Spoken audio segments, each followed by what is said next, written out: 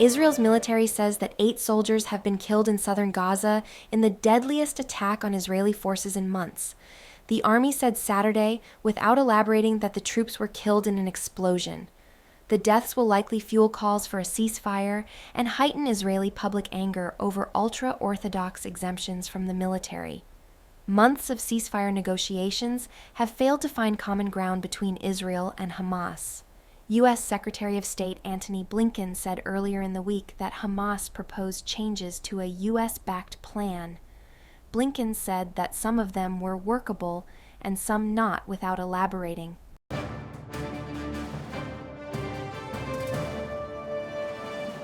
Authorities in Michigan say 9 people have been injured in a shooting at a splash pad in the Detroit suburb of Rochester Hills.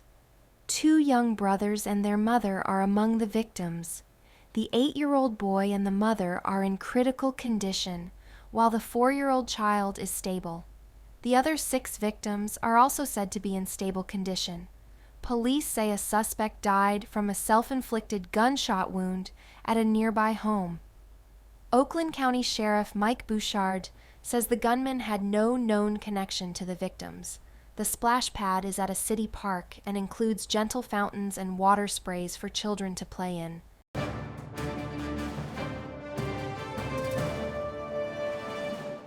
Donald Trump is blaming immigrants for stealing jobs and government resources as he courts separate groups of black voters and hardcore conservatives in battleground Michigan. The Republican former president hosted a Saturday roundtable discussion at an African American church in Detroit and delivered an evening address at Turning Point Action, a group that the Anti-Defamation League says has a history of attracting white supremacists. Trump blasted immigrants for inflicting tremendous harm to our black population and to our Hispanic population. The comments marked a connecting theme in the city as he sought to stitch together a delicate political coalition. Trump also made several new baseless claims attacking the nation's voting system.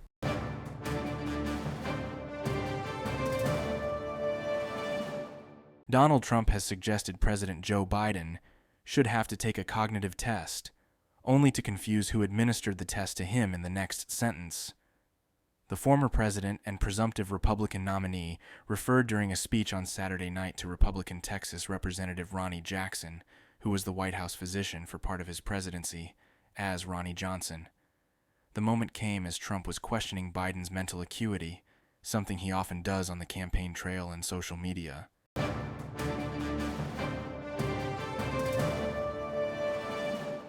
Some of Hollywood's brightest stars headlined a fundraiser for President Joe Biden in Los Angeles that took in a record $30 million plus for a Democratic candidate, according to his campaign. The celebrities hope they can energize would-be Biden supporters for a White House contest that they say may rank among the most important in U.S. history. George Clooney, Julia Roberts, and Barbra Streisand were among those who took the stage at the 7th Alm 100-seat Peacock Theater in Los Angeles on Saturday night. Late-night host Jimmy Kimmel interviewed Biden and former President Barack Obama. They stressed the need to defeat former President Donald Trump in a race expected to be very tight.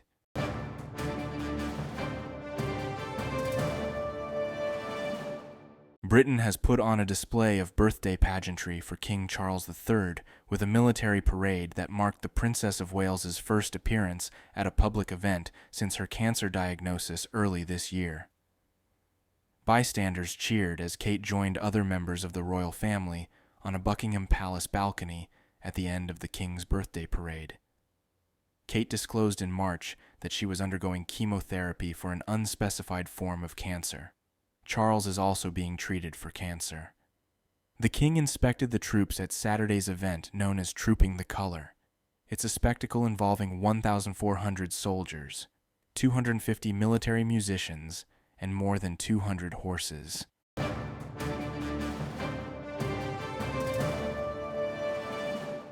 Indiana Republicans have rejected Senator Mike Braun's choice for lieutenant governor, instead nominating a podcasting pastor with far-right views to be his running mate.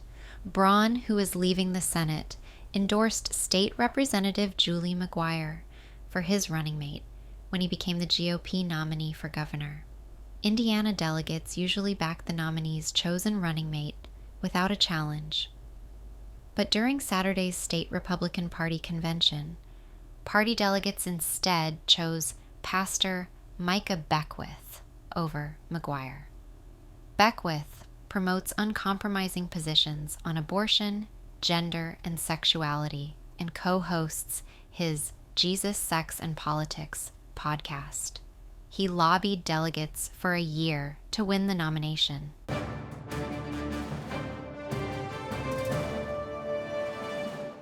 Dozens of world leaders have converged on a Swiss resort to discuss how to bring peace to war-ravaged Ukraine, though any hopes of a real breakthrough are muted by the absence of Russia. More than 2 years into the war, the combatants remain as far apart as they've ever been, with Kyiv sticking to its demands that Russia leave all Ukrainian territory it has seized, and Moscow pressing on with its grinding offensive that has already taken large swaths of eastern and southern Ukraine. Despite Russia's absence from the summit, Ukrainian President Volodymyr Zelensky said Saturday that he thinks the event could lay the groundwork for an eventual end to the war. This has been Dunkley Now.